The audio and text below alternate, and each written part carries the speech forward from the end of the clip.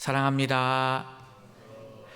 오늘 본문 창세기 21장 앞부분에는 아브라함과 사라가 100세에 낳은 이삭에 대한 이야기를 다루고 있습니다.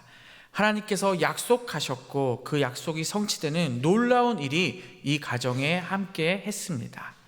하지만 오늘 본문 뒤에 나오는 부분은 아브라함과 사라가 과거에 하나님의 때를 기다리지 못하고 인간의 생각으로 죄를 지어서 나타난 그 결과가 오늘 본문에 나타납니다.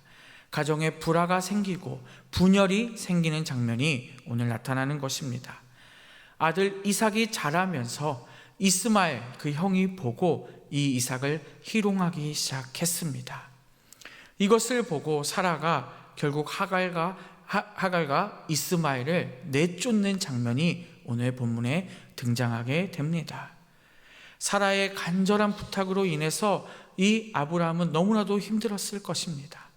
하지만 하나님께서도 이 하갈과 이스마엘을 내쫓으라고 이야기하십니다.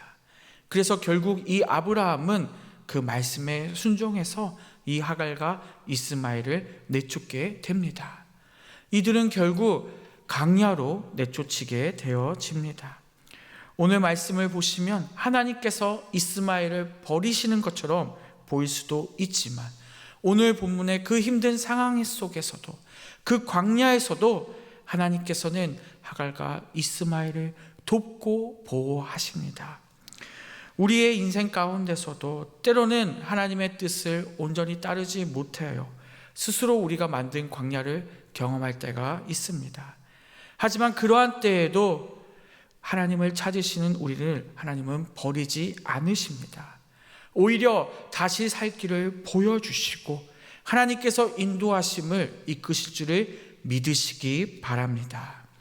아브라함은 하갈과 이스마엘을 떠나보내며 그 말에 떡과 물 한 가죽 부대를 실어서 보냅니다. 사라에게 내쫓겨 광야로 향하는 순간이 얼마나 잔인하고 그들에게 비참했겠습니까? 역시 아브라함 역시 마찬가지였을 것입니다. 하지만 그 하갈과 이스마엘은 광야로 떠나게 됩니다. 브엘세바 광야를 지나가는데요, 그 광야를 걷는 가운데 그 가지고 갔던 그 물 한 가죽 부대가 다 떨어지고 말았습니다. 그 광야에서 물이 떨어졌다는 것은 결국 그들은 죽는 위기에 처했다는 것입니다. 살아갈 희망이 모든 것이 그 두 모자에게 사라지게 된 것입니다. 이때 이 어미는 너무나도 힘들어서 아들을 멀리 떨어뜨립니다. 오늘 본문에 한 하살쯤이라고 되어 있는데요, 이것은 300m 정도의 거리를 의미합니다. 자신과 아들이 죽게 되는 것이 너무나도 슬프고 아들을 볼 자신이 없어서 300m 정도 먼 곳에 아들을 놓은 것입니다.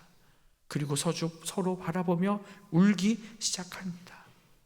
단순한 감정의 표현이 아니라 정말로 죽게 되었으니, 그 장면이 너무나도 말도 안 되는 상황에 처했으니 함께 울기 시작한 것입니다. 사랑하는 여러분, 우리의 삶에도 이와 같이 더 이상 아무것도 할 수 없던 순간들이 있습니까? 무너지고 앞이 보이지 않고 좌절하는 순간들이 우리에게도 나타납니다. 아마 그때 우리는 여기 하갈과 같을 것입니다. 아무것도 할 수 없고 좌절하고 울게만 될 것입니다. 그런데 놀라운 사실은요, 그때 하나님이 우리 옆에 계시다는 것입니다. 기다리시고 우리를 인도하실 그 하나님이 계시다는 사실을 잊으시면 안 되는 것입니다. 놀랍게도 하나님은 우리가 가장 약해졌을 때 우리를 도우시고 살리십니다. 오히려 그 순간이 우리에게 찾아왔을 때, 절망과 좌절의 순간이 찾아왔을 때 우리는 하나님을 찾고 그 하나님의 음성을 들으려고 노력하는 우리 모두가 되었으면 좋겠습니다. 17절에 보니 하나님께서는 그 아이의 소리를 들으셨다라고 기록되어 있습니다. 놀랍게도 하갈의 울음이 아닙니다. 그 아들 이스마엘의 울음을 들으셨다고 기록되어 있습니다. 하나님은 어린아이의 울음도 들으시는 분이십니다.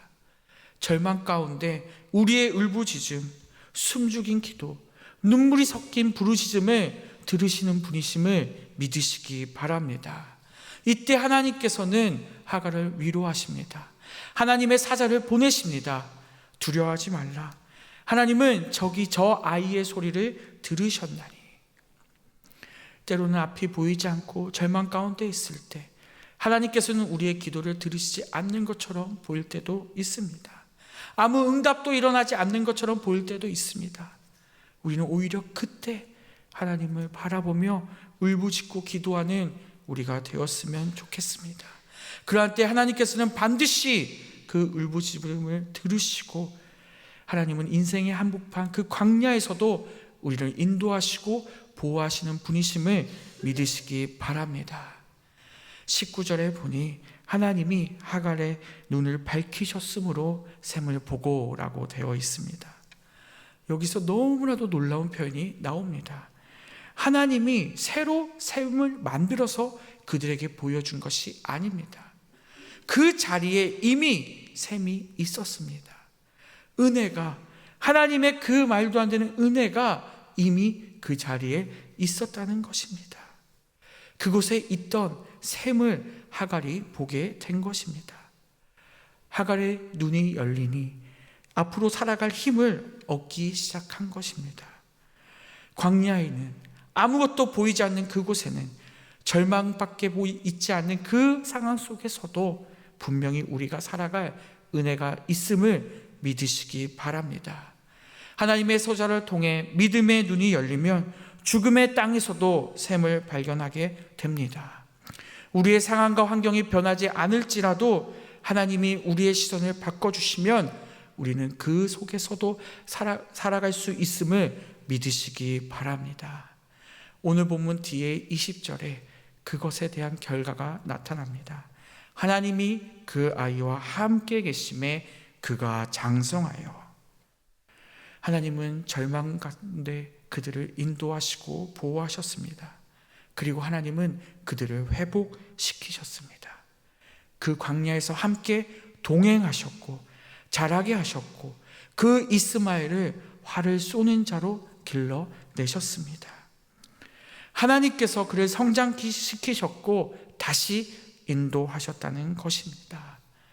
오늘도 우리가 걸어가는 인생이 광야 같을지라도 하나님은 그 광야에서 우리와 함께 하시는 분이심을 믿으시기 바랍니다. 말씀을 맺겠습니다. 이 말씀은 하갈과 이스마엘의 이야기로 끝나는 것이 아닙니다. 이것은 바로 우리의 이야기입니다. 우리는 때론 하나님의 말씀을 거역하고 죄를 짓고 살아갑니다. 하나님의 그 뜻에 순종하지 못하고 온전히 따르지 못해서 실수하며 살아왔습니다. 인간적인 결정으로 인해서 가정과 관계와 세상에서 문제가 생겨납니다. 더 이상 앞으로 나갈 수 없고 여겼던 그 삶이 광야로 나타날 수 있다는 것입니다. 하지만 놀랍게도 그곳에서 하나님은 바라보고 계시고 우리를 함께 인도하신다는 사실을 믿으시기 바랍니다. 우리는 우리의 실수로 우리가 절망을 만들지라도 막막한 길을 걸어갈지라도 그곳에서 반드시 하나님이 인도하시고 보호하시고 지켜주실 것입니다. 더 나아가 하나님께서는 우리에게 힘을 주실 것이고 그 울음을 들으시고 우리의 삶을 인도하실 것을 믿으시기 바랍니다.